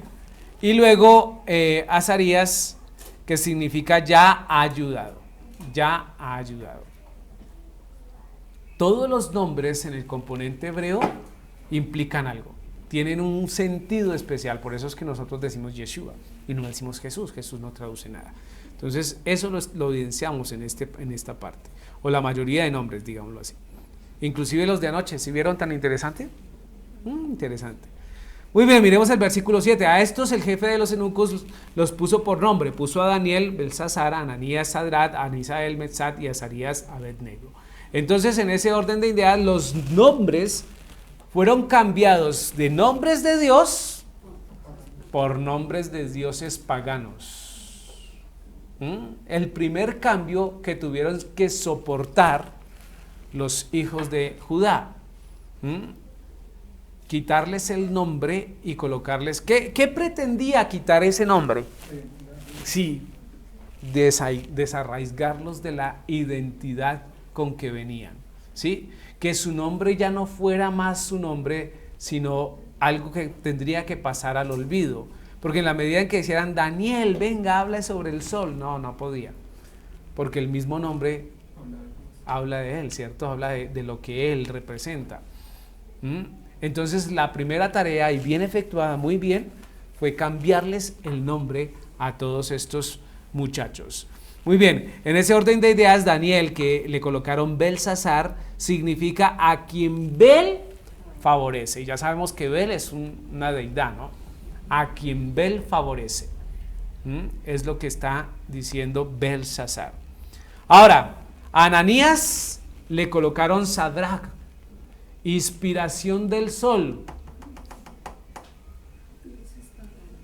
Esto nos da una idea interesante sobre el culto al sol, ¿no? Mire desde donde también viene la adoración al sol, que después en otros imperios se constituye como Ra, ¿cierto? Y como todo el imperio de la romano, ¿cierto? Que también detiene su culto al dios sol. Entonces Ananías, Sadrach, es inspiración del sol. ¿Qué más podemos decir allí? Misael, dice Mesac, dice perteneciente a Akut, y Akut es un dios pagano también, el que pertenece a Akut. Allí tiene esa implicación. ¿Quién falta? Azarías, cuyo nombre fue colocado por Abednego. ¿Qué significa? Siervo de Nebo o Nego, ¿cierto? Encontré Nebo, pero también encontré como Nego. Y Nego o Nebo es otra deidad. Entonces aquí se ve cómo se cambiaron los nombres que implícitamente relacionan el concepto de Dios verdadero por dioses y diferentes dioses paganos. Ahora, los nombres fueron cambiados porque se entendía que el nombre determina la personalidad. Y luego lo que iban a moldear era la personalidad de cada uno de estos jóvenes. En momentos en que somos esclavizados, puede sufrir un cambio en nuestra personalidad. ¿Se entiende eso? ¿Qué relación hacemos ahí? Porque estamos hablando justamente de eso, de confusión. Nosotros aquí tenemos una identidad, cantamos, oramos, ¿cierto? Leemos la escritura. ¿Y afuera? ¿Y afuera cómo nos comportamos? ¿Cómo nos comportamos? ¿Sí? ¿Somos coherentes, consecuentes con lo que estamos diciendo? Aún cuando estamos solos, nos esclavizamos nosotros mismos a través de situaciones. Sufrimos cambios, ¿cierto? Cuando salimos de aquí de la puerta. Hay que determinar eso, ¿cierto? Muy bien, depende de nosotros el dejarnos arrastrar por las cosas que el devorador coloca para apartarnos de Jehová, ¿sí? Porque en eso sí es especialista, en colocarnos situaciones, personas, lugares, acciones o cualquier cantidad de cosas para que seamos arrastrados por aquellas, si se quiere, necesidades o pasiones del hombre. Muy bien, miremos acá, dice, y Babilonia siempre ha querido cambiar nuestras costumbres. Es el propósito de Babel, es el propósito de Babilonia, cambiar nuestras costumbres. ¿Cómo podemos identificar eso hoy nosotros? Solo el hecho del día en que nos reunimos. Fue propuesto a nivel, de hecho es más aceptado a nivel mundial que las reuniones de adoración sean el domingo que el sábado. ¿Sí se da cuenta? Nos quieren cambiar. ¿Qué dice la Biblia? En todo su discurso, que el día de reunión es Shabbat, es el séptimo día. ¿Sí? Entonces ¿cómo sabemos que hoy sí es el sexto y no es el octavo, ni el primero, ni nada? Hasta los mismos calendarios antiguos determinan eso, ¿no? Antes empezaba domingo, lunes, martes, miércoles, sábado. Primer día, domingo. ¿Sí? Entonces siempre nos han querido cambiar, ¿cierto?, nuestras costumbres. ¿Qué más puede evidenciarse que han cambiado? Por ejemplo, el rito que se conoce como la Santa Cena.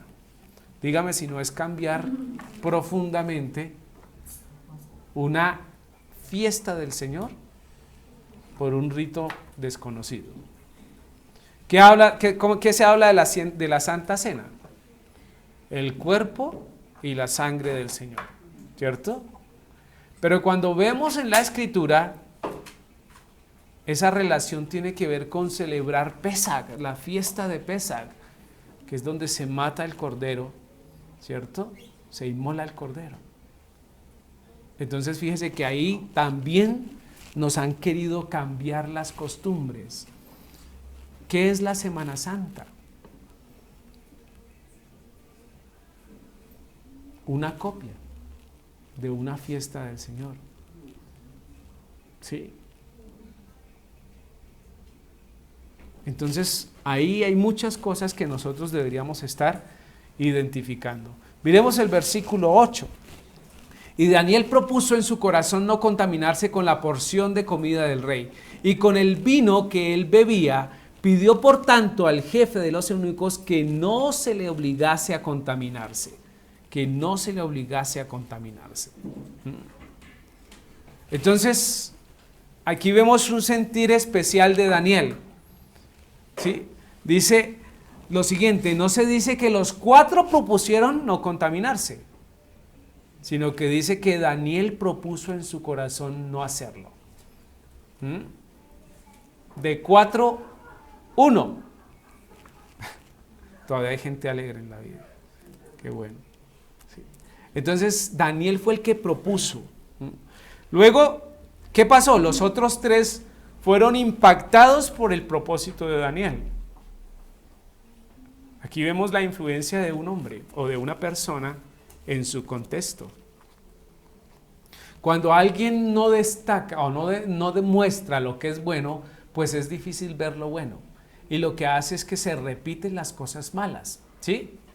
Pero cuando algunas personas evidencian y se determinan a hacer las cosas buenas conforme al propósito del Señor, pues habrá quienes le sigan. Ahora, esos 4 tampoco fueron los únicos que trajeron desde Judea, ¿cierto? Dice que dentro de los que trajeron estaban estos 4. ¿Y el resto? ¿Y el resto? Totalmente asimilados en medio del imperio, ¿no? Eso es como cuando usted va a un centro comercial y ¡uy, qué belleza! ¡Uy, qué belleza! ¡Uy! Y usted quiere comprar de todo. Eso es un centro comercial que le coloca todo para que usted se encante y usted pueda tenga la posibilidad de llevarse todo lo que quiera. ¿Sí? Eso es un imperio también. Eso es el mundo también. Le coloca todo de una manera para que usted se vaya, ¿qué? Encantando con las cosas. ¿Qué dice Javier? Una forma de comprobar que los demás se asimilaron fue cuando a Daniel los amigos los iban a llevar a la caldera y todo ese tipo de cosas por adorar a Dios. O si no hubieran echado a todos los que creían en Dios. Correcto. Puede ser, ya todo el mundo es arrodillado, ¿cierto? Entonces, muy bien. Luego los otros 3 fueron impactados. Es interesante, por lo menos de ellos 3 fueron impactados por la obra. ¿Qué les pudo costar? ¿Qué les pudo costar a ellos? O sea, sí. Decir, ¿sabe qué? Yo no me voy a comer ese choncho. ¿Saben lo que es un choncho, no? Marrano. Yo no me voy a comer ese marrano porque la ley del Señor dice que no debo comer marrano, ni rata. Entiéndase que empezamos diciendo que el rey le ofreciera la comida era que los tenía como unos invitados de honor. Y despreciar la mesa del rey era querer morirse. Así de sencillo. Entonces lo que les podía costar era las vidas, sencillamente. Sencillamente los podían haber matado.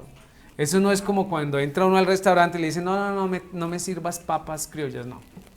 Sí, no, ahí se tenía que comer. Tanto es que más adelante el eunuco dice, oiga, porque ¿sí?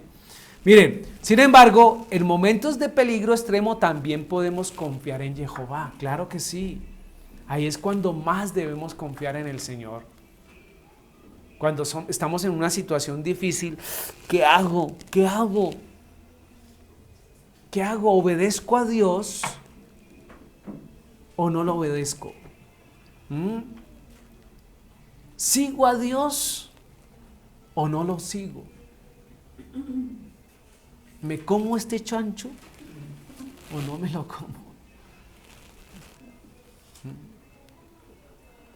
Ahora, que usted entre al restaurante y no lo pida está bien, pero que usted lo inviten a comer, ¿cierto? Suponga el presidente de la República y le sirva cerdo. ¿Usted qué le dice?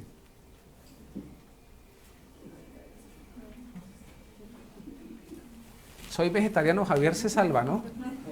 Javier se salva, yo soy vegetariano, de entrada dice. O usted se lo come por vergüenza con el presidente. No, es que es el presidente. Sí. No me vuelva a invitar nunca más, dirá que man tan cansón. Nos debe importar, no, debemos agradar es al Señor. Entonces, fíjese que todas las cosas cuando se ponen en una condición extrema son de otro tinte. Entonces, propuso, eso quiere decir determinar algo para cumplirlo. Daniel propuso en su corazón, determinó no contaminarse. Así como todos nosotros lo determinamos. Yo determiné agradar más a Dios y por eso uso los zigzags por fuera, aunque todos digan que soy del Millonarios.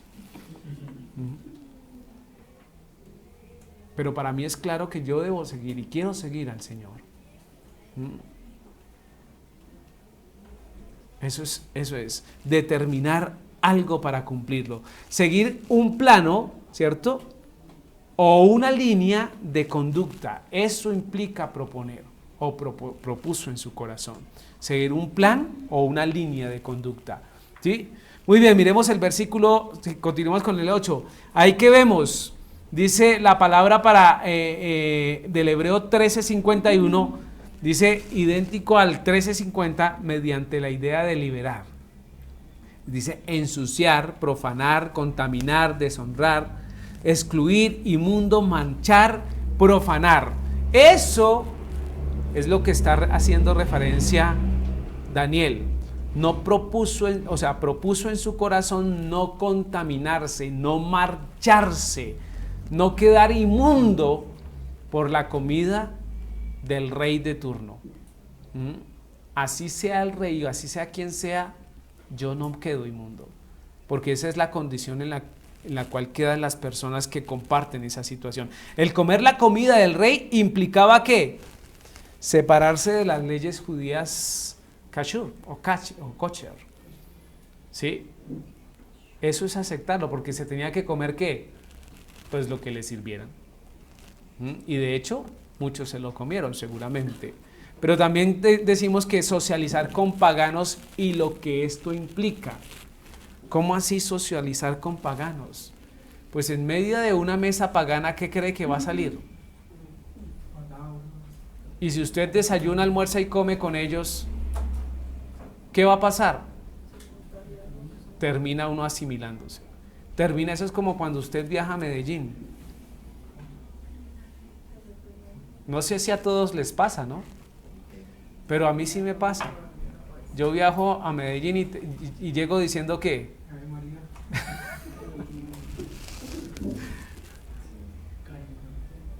no hay una arepita por ahí, pues. Qué arepita tan rica a veces. Ve, si viajo a Cali, mira, ve, todos dos, ¿sí? Oí, ve, ¿sí? Y se le pega a uno.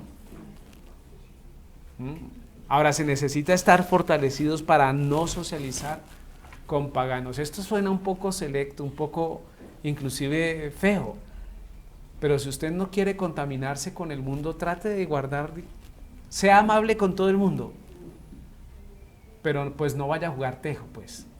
¿Sí me hago entender? Entonces esa es la situación. Ahora, si usted trata de manera efectiva con el mundo, afectiva, si usted trata de manera afectiva con el mundo, ¿qué cree que pasará? Pues terminará en el mundo, no hay nada más que hacer. No hay nada más que hacer. ¿Listo? Aquí miramos Hechos 11:23. Hechos 11:23. Cuando llegó y vio la gracia de Elohim se regocijó y exhortó a todos a que con propósito del corazón que permaneciesen fieles al Señor. Y eso es lo que hoy queremos motivar. Mire lo que hemos mostrado en esta tarde. Un pueblo que definitivamente se acercó hacia las cosas de contaminación, de rebeldía, y que fue castigado efectivamente por una nación cuya palabra se construye desde ese concepto, diciéndole, Señor, mire, por su rebeldía es que esta nación lo está. ¿Sí? Así que cuidémonos, pero también seamos conscientes que en medio de esa condición también podemos guardar nuestro corazón, y es algo de decisión, es algo de decisión. Tú decides guardarte para Dios, ¿sí? Tú decides proponer en tu corazón no contaminarte. Esa es una realidad, y eso lo debemos tener absolutamente claro. Y ahora el versículo 23 del capítulo 11 Hechos dice: vio la gracia de Elohim, se regocijó y exhortó a todos a que con propósito de corazón permanezcan. ¿Qué implica permanecer? De continuo, ¿cierto? De continuo. Permanecer fieles al Señor. Pero esa fidelidad es conforme a los propósitos de Dios, no conforme a lo que yo crea que es fidelidad. ¿Sí? A veces confundimos la palabra fiel con cómplice, ¿no? Es diferente la complicidad a la fidelidad. Yo soy fiel con un amigo cuando ¿qué? Cuando comparto con él, cuando le guardo la confidencia, ¿cierto? Cuando, ¿sí? Pero soy cómplice cuando esa confidencia es algo malo, que tiene condición de fraude, digámoslo así, o de dolo. Entonces tengamos muy en claro eso. Muy bien, provoca dejar hasta aquí. Vamos a dejar hasta aquí, ¿cierto? Versículo 8. Faltan ya 10 minutos para cerrar, para poder desarrollar, pues vamos a dejar hasta aquí.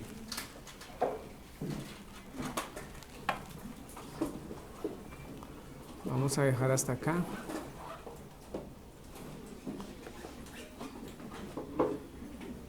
Muy bien. Oído, mucho ojo con lo que hemos hablado hoy. No olvidemos lo que hemos hablado.